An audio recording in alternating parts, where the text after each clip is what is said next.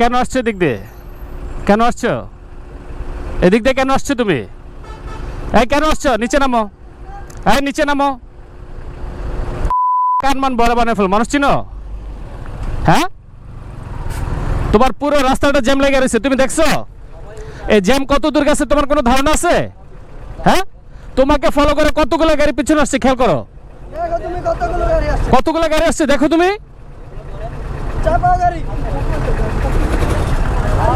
আরে কি আজব, দেখেন না সবগুলা রং সাইড দিয়ে এসে রাস্তাটা অফ করে দিছে। পুরো রাস্তাটা কি বলি এদেরকে, এই পাশ থেকে যে গাড়িগুলো যাবে আমার সাইডটা ওরা বন্ধ করে দিচ্ছে। এই ছোট ভাই, এই যে একটা গাড়ি তুমি সাইড দিয়ে কিভাবে দিবা?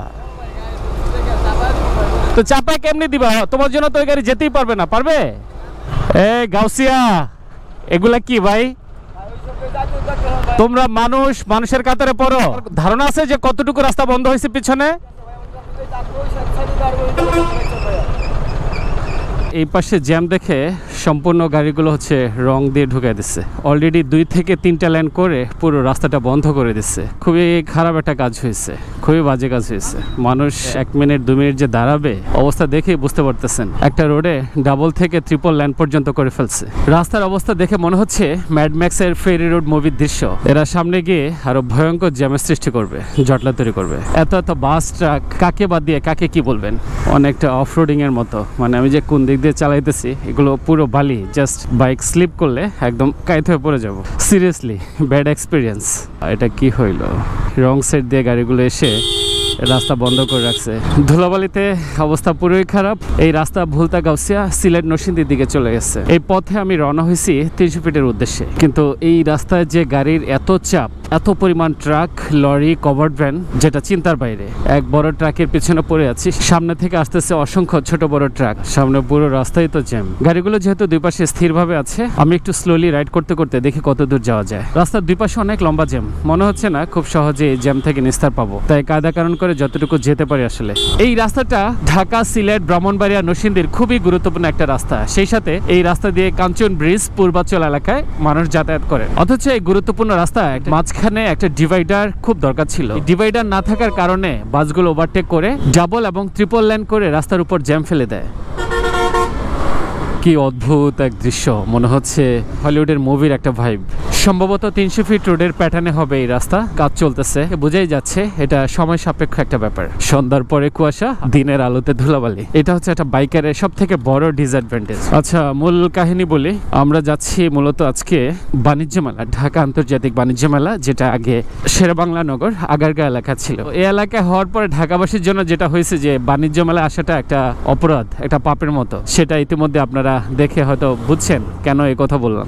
এখানে এসে আবার রাস্তা শুরু হয়ে গেছে, জ্যাম লেগে গেছে, বাট কিভাবে যাব সেটাই ভাবতেছি। আর আমি জানি না এই রাস্তা কেমন। এই তখন এত খারাপ অবস্থা ছিল না। পিছনে থেকে বউ শাল্টিং দিতেছে, বলতেছে কলজা গুদ্দা নাকি সব লড়াই ফেলছি। ধুলাবালির হাত থেকে বাঁচার জন্য দিছে পানি, সেই ধুলাবালি হয়ে গেছে এখন কাদা কাদা, একদমই যাতা অবস্থা। ও মাই গড, রাস্তা জাস্ট কি বলবো, কিছু বলার নাই।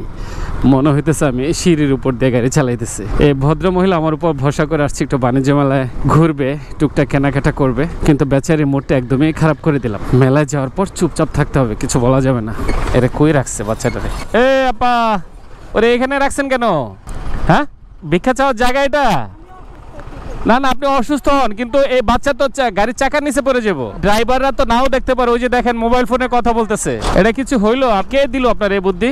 আপনি দাঁড়ায় আছেন যেখানে বাচ্চাকে রাখছেন, এই বাচ্চা গাড়ির নিচে পড়বে। আপনি একটা সাইড হয়ে দাঁড়ান, এক পাশে দাঁড়ান। মহিলা কি এই চিপার মাঝখানে বাচ্চাটাকে ফালায় রাখছে, আর আমিও কোন বলদ আজকে এই রাস্তা দিয়ে কেন আসতে গেলাম।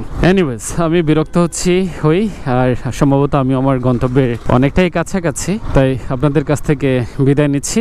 যারা এই সিজনে, এই মৌসুমে বাণিজ্য মেলা আসতে চাচ্ছেন, তারা অবশ্যই এই রোডটাকে ইগনোর করবেন। অর্থাৎ ড্যামরা স্টাফ কোয়ার্টার হয়ে কিংবা কাঁচপুর হয়ে ভুলতা গাউসিয়া দিয়ে যে রোডটা পূর্বাঞ্চল 300 ফিটের দিকে আসছে, এই রাস্তাটাকে অবশ্যই ইগনোর করবেন।